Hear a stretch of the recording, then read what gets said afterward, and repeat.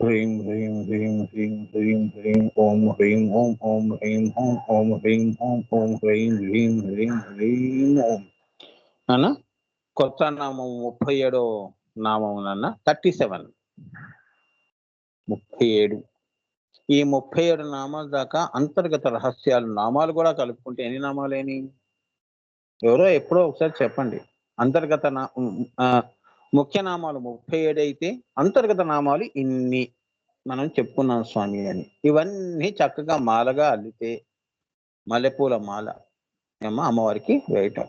37 పువ్వులతో మనం ఇప్పటి వరకు హారం చేశాం. ఇంకా 1000 పువ్వులు ఉన్నాయి ఏమ్మా. తల్లి దయ, ఆ తల్లి మరి ఎలా చెప్పిస్తుందో ఏంటో చూద్దాం. ఇప్పుడు అరుణారుణ కౌసుంభ వస్త్ర భాస్వత్ కటీతటీ. ఓం ఐం హ్రీం శ్రీం అరుణారుణ కౌసుంభ వస్త్ర భాస్వత్ కటీతటీయై నమో.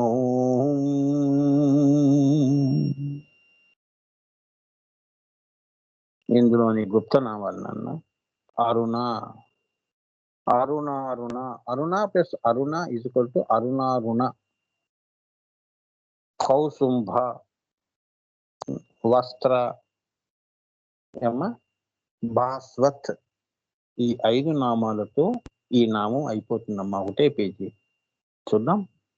అమ్మవారు ఈ క్లాస్ లోనే అయిపోతే 38వ నామంలో గురువు గారు కూడా అంతే చెప్పారమ్మా. 5 నామాలే చెప్పారు, గుప్త నామాలు. అందులో ఫస్ట్ది అరుణ అంటే ఏంటి?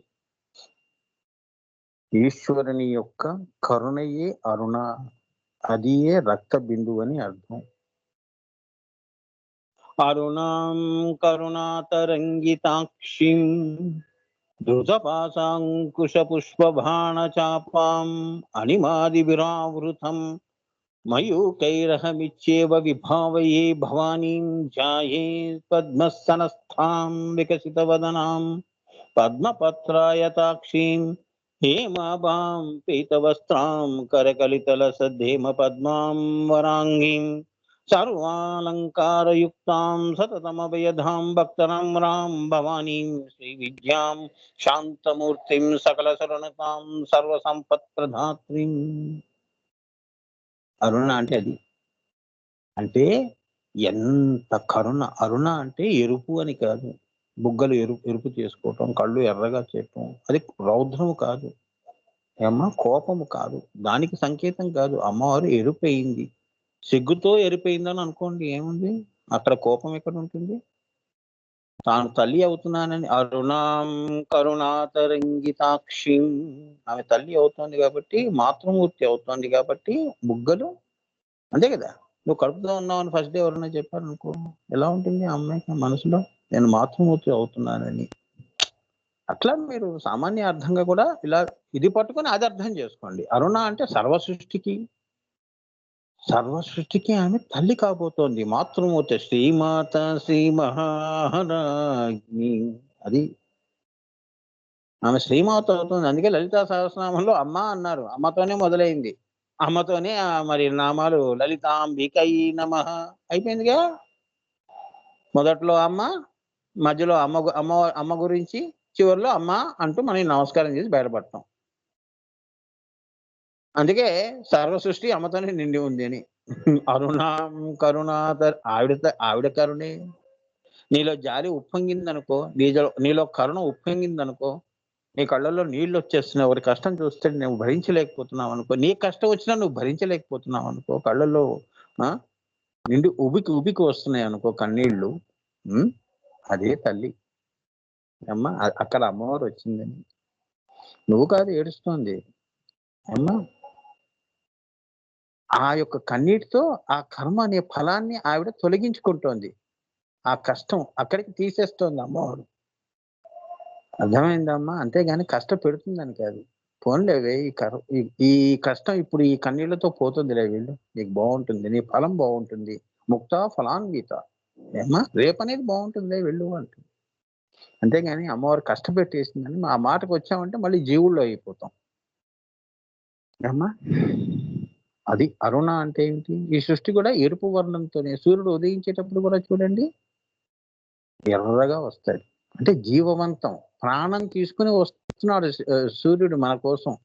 లేదా మనం ఎలా ఉంటామమ్మా చెప్పండి? అందుకే ఆదిత్యుడు అంటే అది పొద్దున్నే నమస్కారం సూర్యుడికి ఎందుకు చేస్తాం? నమస్కారం చేసే అవకాశం ఇచ్చావు స్వామి. లేదా అంటే మేము పొద్దున్నే 6కే మా పని అయిపోయేది. అవునా? ఆ అరుణే అమ్మవారు. ఆ ఎరుపు వర్ణమే కరుణ. ఆ కరుణ యొక్క సారమే ఈ యొక్క సృష్టి. అండపిండ బ్రహ్మాండం. చాలా అదే రక్త బిందువు అంటారు. తెలుపు ఎరుపు కావటం అంటే అది. నోరు పండిందేనిది? తమలపాకు వేసుకున్నావు భలే పండిందే. రోజు వేసుకునేవాళ్ళు కాదమ్మా. అది అసహ్యంగా ఉంటుంది. ఎప్పుడో 16 ఏళ్ల ఆడపిల్లలు ఇట్లా కొందరు ఉంటారు కదమ్మా. అంటే పెళ్ళిళ్ళలో చూస్తుంటాం కదా! లంగా ఓణి వేసుకొని అటు ఇటు చెంగు చెంగున తిరుగుతుంటారు. ఎవరికీ తెలియకుండా సున్నమును, వక్క వేసేసుకొని నోట్లో వేసేసుకుంటారు. చిన్న పిల్లల దగ్గర నుంచి కూడా లంగా ఓణీలు చిన్న పిల్లలు కూడా చూడండి నోర్లు ఎలా ఉంటాయి. ఎర్రగా ఉంటాయి. పండి ఉంటాయి. అది. ఎక్కడి నుంచి వచ్చింది? తెలుగు నుంచి వచ్చింది. అమ్మా! ఆమె సంకల్పం. తినాలి అని పెట్టుకుంది తింది. ఎరిపయింది. ఎరిపై సృష్టిని కన్నది అని. సో, ఈ తెలుపు, ఎరుపు ఇప్పుడే చెప్పాను నేను. ఈ 2 ఆమె నుంచే వస్తున్నాయి. అదన్నమాట. ఏమ్మా! అరుణ అంటే అది. ఆ, రు, రా, నా. ఏమ్మా! నా అంటే శివుడు. శివశక్తి. అరుణ. అమ్మా! ఆ అంటే శివుడమ్మా. రు అంటే చిదగ్ని, అర్చిత్. నా అంటే సృష్టి. అమ్మా! శివుడు. శివశక్తుడు. బిందువు. అది. ఏమ్మా! అది. బిందువు గురించి చెప్తున్నా. అరుణ అంటే ఇదన్నమాట. అంతేగాని ఇంకో అర్థం కాదు. అక్కడికి ఒకటో నామం అయిందమ్మా. ఇప్పుడు అరుణ, అరుణ అన్నాడు. అరుణ, అరుణ అంటే ఉదయ సూర్యుని ప్రభలతో వెలుగొందునట్టి కాంతి శరీరము గలది. ఆవిడ శరీరం ఎలా ఉంటుంది? ఎరుపు వర్ణంలో ఉంటుంది. అర్థమైందా? ఎర్రగా ఉంటుంది. అంటే లేతగా అది ఎలా ఉంటుంది? ఉదయించే సూర్యుడి యొక్క ప్రభలతో నిండి ఉంటుంది. పొద్దున్నే మీరు ఎప్పుడైనా చూసారా? లాంగ్ ట్రావెల్స్ జర్నీస్ చేసేవాళ్ళు చూస్తారు. అవునా? కార్‌లలో ఉంటాంగా. కొందరు 5కే లేస్తారు. ఎర్రగా సూర్యుడు ఉదయిస్తూ ఉంటాడు. అలా ఉంటుంది ఆమె శరీరం. కొందరు ఆడపిల్లలు కూడా చూడండి ముట్టుకుంటే కందిపోతారు. అవునా? గట్టిగా బుగ్గల దగ్గర ముద్దు పెట్టామనుకో బుగ్గలంతా ఎర్రగా అయిపోతాయి. చిన్న పిల్లలకమ్మా. ఆడపిల్లలు కూడా పెద్దవాళ్ళు కూడా చూడండి. ముట్టుకుంటే మట్టి గాజు బొమ్మల్లా ఉంటారు. అందుకే అటువంటి ఆడపిల్లలు అటువంటి వాళ్ళని మనం చూసినప్పుడు నయనానందకరం. చూసి ఆనందించాలి అంతేగాని ఏదో జేసేయాలని లేదు. పిల్లలు కూడా అంతే కదా! వాడిని నలిపేస్తామా ముద్దుగా ఉన్నాడని. ఏదో నయనానందకరం భలే ఉన్నాడండి వీడు అంటాం. అవునా? అలా వాడిని చూస్తూ ఉంటాం. ఎక్కువసేపు చూసామంటే మళ్ళీ ఇదో గోల, నరఘోష, నరదిష్టి అని. పిల్లాడికి లేనిపోనివన్నీ కడతారు. ఏమ్మా! సో, మంచి మనసుతో చూసే వాళ్ళందరూ కూడా వాడికి ఆశీర్వచనాలే. అది. అమ్మా! అది. అందుకే దృష్టి బావుండాలి. ఒకరిని చూసి ఈర్ష్య, ద్వేషాల వల్ల ఏమవుతుంది? పక్క వాళ్ళకి ఇదవుతుంది. మనకే నష్టం అవుతుంది. పక్క వాళ్ళకి నష్టం అవుతుంది. అందుకే అరుణ ఆవిడ. అరుణారుణ. ఆమె చూపు అంత చల్లనిది. అందరూ బావుండాలి. అందుకే శివదృష్టి, సమదృష్టి. సాయిబాబా దృష్టి. ఆ! అది. పిల్లవాడు పుట్టాడంటే గురువుల చేతిలో ఎందుకు పెడతారు? ఆయన అరుణ అండి. ఆయన యొక్క దయ చలవ వల్లనే ఇది. ఆయన చూపు మా పిల్లల మీద పడాలి అని. మా ఇంట్లో అడుగు ఆయనది పడాలి అని. అది అరుణ అంటే అదనమాట. శివుడోపాసకులు మరి వాళ్ళని చూడండి వాళ్ళని ఎలా పిలుస్తారు ఇళ్ళకి. హ్మ్. పాద పూజల దగ్గర నుంచి. ఆ వంశం అలా తరిస్తుంది. మా ఇంట్లో ఒక మహానుభావుడు వచ్చి వెళ్ళాడు అనేది. 10 సార్లు రావటం అవసరం లేదు. ఒకసారి అలా అన్నమాట. గురువులు అటువంటి వాళ్ళు. అందుకని గురువులు, అమ్మవారు ఏంటంటే అరుణ. ఏమ్మా! కరుణ. అది ఏది కాదు. కరుణలో గూడా కరుణ. అరుణలో గూడా అరుణ. తరుణలో గూడా తరుణ. తరుణ అంటే ఇదే మంచి సమయం అంటాం గదమ్మా! తరుణం. మంచి తరుణంలో వచ్చావండి అంటాం గదా! ఆనందమేగా అక్కడ గూడా. తరుణ ఆవిడ. అబ్బా! ఇవాళ నాకు ఇవాళ క్లాస్ ఉందండి, సాయంత్రం వినాలి గురువుగారి మాటలు. ఇవాళ క్లాస్ తప్పకుండా, ఆ నామం నాకు చాలా ఇష్టం. తరుణం భలే మంచి సమయం అని. అలా నువ్వు చూసుకున్నా గూడా ఆ అరుణలో అన్ని నాలు ఉన్నాయి. అందుకే వాళ్ళు సాక్షాత్ అమ్మవారి స్వరూపాలు అంటారు. వారి దగ్గర తరుణం, వారి దగ్గర గంట కూర్చున్నా అది మన జీవితమే తరించినట్టు. తరుణ అన్నా గూడా అలా. పనికిరాని వాళ్ళ దగ్గర గంటలు గంటలు కూర్చొని కబుర్లు చెప్పే కంటే, గురువుగారి దగ్గర ఒక 2 గంటలు కూర్చున్నావంటే తరుణ. నా సమయము సాంక్టిఫైడ్ టైమ్. నా జీవితంలో ఇన్ని శ్వాసలు నేను గురువుకి దక్షిణగా పాదాలకి నేను పూజ చేసుకుంటున్నాను. వినటం కాదక్కడ. నీ శ్వాసలు, నీ భక్తి, ఇవన్నీ గురు పాదుకా సేవతో సమానం. మాతృకా పుష్ప స్తవంలా నువ్వు చేస్తున్నావు గురువు దగ్గర కూర్చొని. 2 గంటల పూజ గురువు పూజ చేసావు. ఇంక నీకేం కావాలి? బిందు పూజ చేసినంత ఫలితం. పరాపూజ చేసావు నువ్వు. టైం వేస్ట్ అయిందని అనుకున్నావు అంటే అయిపోయింది. అమ్మా అన్నా సినిమా చూస్తున్నాంగా, అన్నీ చూస్తున్నాంగా. 3 గంటలు ఎంత సమయం వృధా అయిపోతుంది. ఏమొచ్చింది? తలనొప్పి వచ్చి ఇంటికి వస్తాం. అవునా? అదే గురువుల దగ్గర, మహానుభావుల దగ్గర కూర్చోవటం, అదే సత్సంగమము అంటారు. వాళ్ళు ఎప్పుడు సత్తు గురించే మాట్లాడతారు. వాళ్ళ దగ్గర కూర్చోటమే మన పూర్వజన్మ సుఖం. వాళ్ళు ఎంతసేపు కూర్చోబెడతారు? మహా అయితే గంట, 2 గంటలు. తర్వాత వదిలేస్తారుగా. అవునా? సో, ఈ 2 గంటలు నాకు ఆయన ఇచ్చాడు పూజ చేసుకునే. రోజు నువ్వు పూజ చేస్తున్నావు. అదనమాట. ఆయన సమక్షంలో మీరందరూ కూర్చొని వింటున్నారుగా నా సమక్షంలో. నాకు కాదు చేసేది పూజ. ఇప్పుడు ఈ అమ్మవారికి చేస్తున్నారు ఈ నామాల్లో పూజలు. మరి మీరు ఎక్కడ చేయలేదు చెప్పండి పూజ? అందుకే మీతో నేను బలవంతంగా నేను క్లాస్ కూడా ఎందుకు, నేను 2 రోజులు సెలవులు తీసుకోవచ్చు. 3 రోజులు తీసుకోవచ్చు. నా చూసుకోవచ్చు. కానీ నాకు వద్దు. అమ్మ దగ్గర నేను కమిటెడ్. అమ్మ పని అంటే అమ్మ పనే. నాకు ఊపిరి, ఆయాసం వచ్చినా కూడా నేను చెప్తాను. అదే నా పట్టుదల. అదొక్కటే నన్ను కాపాడుతుంది. అలా మీరు కూడా, అలా మీ జీవితాలు కూడా అలా ఉద్ధరించబడాలని నా ఆశీస్సులు. అమ్మా, నేను ఒక ప్రవచనం చెప్పే ఒక గురువుగా నేను చెప్పేదది. సో, గురువు యొక్క విషయాలు వినటం అమ్మవారి విషయాలు. అందుకనే పురాణ కాలక్షేపం అంటే కాలక్షేపం కాదది. అమ్మా, కాలాన్ని మనం ఉద్ధరింపజేస్తున్నామని. లేదు అంటే అయిపోయింది. 70 ఏళ్ళు ఎంతసేపమ్మా? కళ్ళు మూసి కళ్ళు తెరిచే లోపట యవ్వనం వెళ్ళిపోతుంది. ఏది నిలవదు. చూస్తూగానే మనం రాలిపోతాం. ఎలా ఉంది ఇప్పుడు ఈ రోజుల్లో? పొద్దున్న లేస్తే 10 దాకా పనులే. సో, ఆమె అటువంటి వెలుగొందునట్టి కాంతి శరీరం కలదమ్మా అని అర్థం.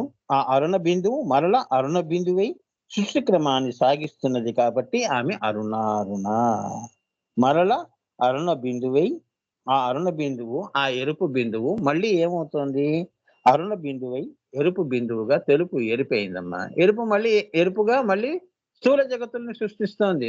పొద్దున్నే సూర్యుడు ఎరుపుగా వస్తున్నాడు, మళ్ళీ సృష్టి అంతా జీవవంతం చేస్తున్నాడు కదా. అలా అమ్మవారు కూడా అరుణ ఏ సృష్టి క్రమాన్ని సాగిస్తుంది. ఈ రోజు అయిపోయింది, మళ్ళీ రేపు పొద్దున ఎరుపుగా వస్తుంది. అంటే రేపు కూడా నీకు ప్రాణం పోస్తోంది అని. ఇలా కొంతకాలం ఉండు భూమి మీద, నిన్ను నువ్వు ఉద్ధరించుకుని 10 మందిని ఉద్ధరింపజేయి అని నీకు ఇవ్వటం అన్నమాట. మనం దాన్ని ఏం చేస్తున్నాం? ద్వైతంలో, అనేకములో, మాయలో పడి దాన్ని మనం తెలుసుకోక ఏమ్మా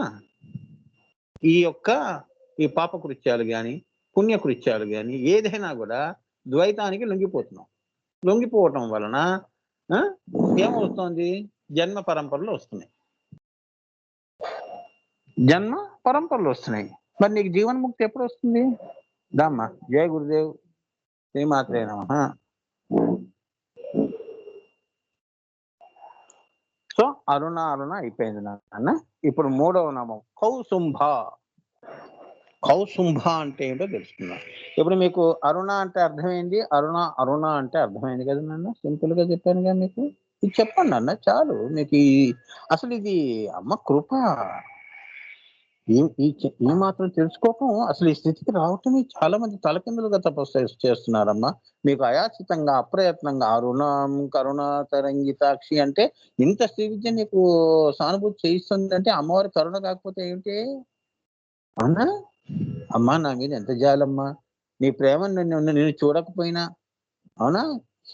జాగ్రత్తలో సానుభూతి చేసుకుంటున్నావుగా అమ్మ ప్రేమని. అవునా? నిన్ను తాకుతున్నట్టు, ఊహల్లో తాకుతున్నట్టు, నీలో కలిసిపోతున్నట్టు, నీలో ఏకం అయిపోతున్నట్టు. అవునా? ఇదే తన్మయత్వము అంటే. హ్మ్. అది. కౌసుంభ అంటే ఏంటో తెలుసుకుందాం. కౌసుంభ పుష్పము అని ఒకటుంది. కౌసుంభ పుష్పం గూడా ఎలా ఉంటుందంటే నాన్న, అరుణ లక్షణమునే తెలుపుతుంది. అరుణ లక్షణం అంటే ఎరుపు. మన మన లోపల ఉన్న చక్రములు కూడా రాగద్వేషాలని పెంచుతాయి. మన లోపలున్న చక్రములు మూలాధార, స్వాధిష్టాన, మణిపుర ఇవన్నీ కూడా రాగద్వేషాలని ఇవి పెంచుతాయి. సో కౌసుంభ శబ్దము చేత ఈ శరీరములో చక్రములుగా రాగస్వరూపిణిగా కొండలీనిగా ఆమె జీవులకు అస్తిత్వాన్ని ఇస్తోంది. అంటే రాగద్వేషాలు కులచక్రాలు ఇస్తేనే అస్తిత్వం ఉంటుంది. రాగద్వేషం ఉండాలి. ద్వైతం ఉండకపోతే సృష్టి ఎలా ఉంటుంది? వీడికి కోపము రావాలి, ఆనందము రావాలి. ఆ అందుకే ఆమె రాగస్వరూపిణి. ఓసారి అనురాగం వస్తుంది. పిల్లల్ని చిన్నప్పుడు కొడతాం బాగా అల్లరి చేస్తే. వాడెక్కడో పోయి ఏడుస్తూ ఉంటే మళ్ళీ గుండెకి తీసుకొని మళ్ళీ తల్లులు అదేగా చేస్తారు. ఏదో వీళ్ళు దేశం గురించి మాట్లాడుకున్నట్టు చాలా ముఖ్యమైన విషయాలు. పాపం వాడేదో అల్లరి చేస్తుంటే వాడు చావబారుతాడు. డిస్టర్బ్ చేస్తున్నాడు. వీళ్ళేదో దేశాన్ని ఉద్ధరిస్తున్నట్టు ఆ డిస్కషన్. మళ్ళీ తల్లి గుండెకి తీసుకుంటుంది. అవునా? ఓసారి కోపం కూడా చాలా తీవ్రంగా ఉంటుందమ్మా. పిల్లలు చనిపోయిన సందర్భాలు కూడా ఉన్నాయి. కొట్టంగానే గోడకు తగిలి పాపం పిల్ల చనిపోయింది. పేపర్‌లో చదువుతుంటారు కదా! జాగ్రత్తగా ఉండాలి. పిల్లలు అల్లరి చేయకపోతే ఇంకెప్పుడు చేస్తారు? చేసే వయసులో చేయనియండి. చెప్పే చెప్పే విధానం ఉంటుంది. అంతేగాని నెట్టేయటం, పడేయటం, విసిరేయటం ఇలా చేయకూడదు. ఏమ్మా? సో ఈ తల్లి అందుకే చక్రములన్నీ గూడా ఈ ఈ యొక్క మాయా చక్రములు అంటారు. మూలాధార, స్వాధిష్టాన, మణిపురాలన్నీ గూడా. ఈ చక్రాలన్నీ కూడా నువ్వేం చేయాలి? నువ్వు యోగం చేస్తున్నప్పుడు దీనిలో ఉన్నవన్నీ గూడా ఈ కళలన్నీ గూడా తీసేయాలి. మీ గురుగారు అదే శ్మశానం చేయాలి అంటారు. నేను గూడా ఏం చెప్తాను అంటే మూలాధారంలో ఉన్నది చక్రం తిరుగుతూ ఉంటుంది. అంటే కోరిక పెరుగుతున్నప్పుడు కోరికని వికసింపజేసుకోవటం. అన్ని చక్రాలు వికసింపజేసుకోవటం అంటే విషయం తెలుసుకోవటం. మూలాధారం దేనికుంది? దాని అర్థం తెలుసుకోవటం. స్వాధిష్టానం దేనికుంది? దాని అర్థం తెలుసుకోవటం. నాకు అరుగుదల ఎక్కువుంది అని జెప్పేసి ఇష్టం వచ్చింది తినమని కాదు. స్వాధిష్టాన చక్రం అగ్ని గదా! అగ్ని ఉందని జెప్పి ఇల్లు కాల్చుకుంటామా? ఒళ్ళు కాల్చుకుంటామా? అట్లా అని చెప్తున్నాను. అంటే ఈ చక్రములు మాయా చక్రాలని వికసింపజేసుకోవటం. గురువుగారు ఏమంటారంటే అక్కడున్న అవి నేను ప్రజ్ఞా విలాసంలో చెప్తాను. అవి ఎలా పైకి అంటే అక్కడ శ్మశానం చేయటం. అంటే నువ్వు ఎదగటం అని. శ్మశానం చేయటం అంటే నువ్వు ఎదగటం. అంటే నీకు భూమితోనే సంబంధం. నువ్వు ఉన్నా లేనట్టుగా ఉంటావు. భూమి మీద అవధూతగా ఉంటావు అని. ఆదిశంకరాచార్యుల వారు ఎలా ఉన్నారు? ఆయన చక్రాలన్నీ కూడా శ్మశానం చేసుకున్నాడు. కానీ భూసంచారం, పరివ్రాజక వృత్తి వదలలేదు. అవునా? చేసేవన్నీ బ్రహ్మతో కూడిన పనులే. జీవ కృత్యములు చేయలేదు కదమ్మా! పెళ్ళిళ్ళు చేసుకొని, సంసారాలు చేసుకొని, వంశాలు పెంచుకున్నాడా? అది కాదు కదా నాన్న. అది చెప్తున్నాడిక్కడ. అమ్మా! ఆమె చక్రములుగా, రాగస్వరూపిణిగా, కొండలీనిగా ఆమె జీవులకు అస్తిత్వాన్ని ఇస్తోంది. అస్తిత్వం అంటే ఏంటంటే నేను అని అనిపిస్తోంది. నాది, నువ్వు, నీది, నాది, ఇదంతా, మమత, అహంత అని అనిపిస్తోంది. అస్తిత్వాన్ని ఇస్తోంది. లేకపోతే అస్తిత్వం లేకపోతే ఏమవుతుంది? అవునా? ఒంటి మీద ఉన్న బంగారం కూడా తీసుకెళ్ళిపో అన్నట్టు ఉంటుంది. అవునా? టీవీ సీరియల్‌లో మనమే దొంగకి సహకరిస్తాం. అవునా? అట్లా అన్నమాట. అస్తిత్వం అంటే ఏమిటి? నేను. ఇది నాది. రాగము. నా పిల్లలు, నా సంసారం. ఇది ఎక్కువ ఉంటుంది కాబట్టి ముందు నిన్ను నువ్వు ఉద్ధరించుకోరా తర్వాత లోకాన్ని ఉద్ధరిద్దు గాని అంటారు. ఇక్కడ పాస్ అయ్యావంటే నువ్వు బయట పాస్ అవుతావు. 10థ్ పాస్ కాకుండా నేను డాక్టర్ అవుతానంటే ఎలా? అదనమాట. నిన్ను నువ్వు ఉద్ధరించుకోవటం అంటే ముందు ఇవి. నిన్ను నువ్వు ఉద్ధరించుకోవటం అంటే ఈ చక్రాలను ఉద్ధరింపజేసుకో. చూద్దాం. తర్వాత ఆదిశంకరాచార్యుల వారుగా మాట్లాడుదువు గాని. మాట్లాడిస్తుంది అమ్మవారు.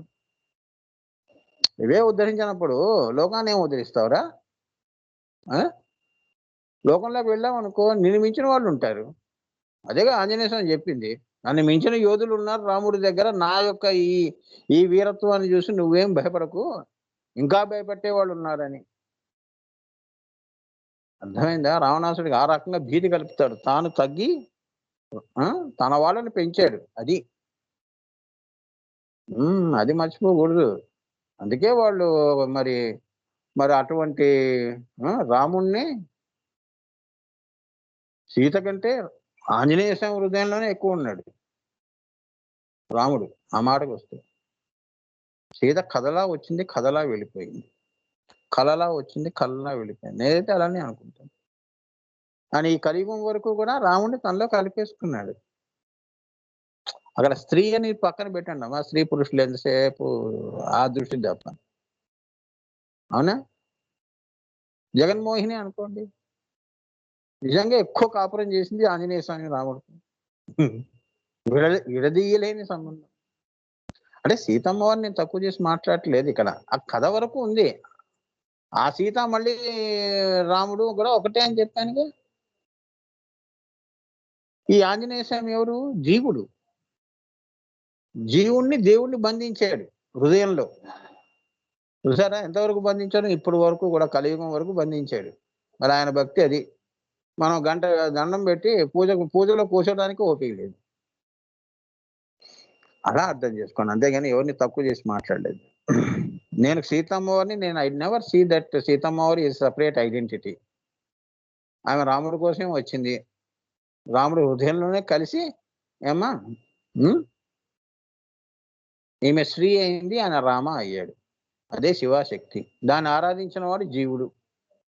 మానవులు కోతుల నుంచి వచ్చారుగా.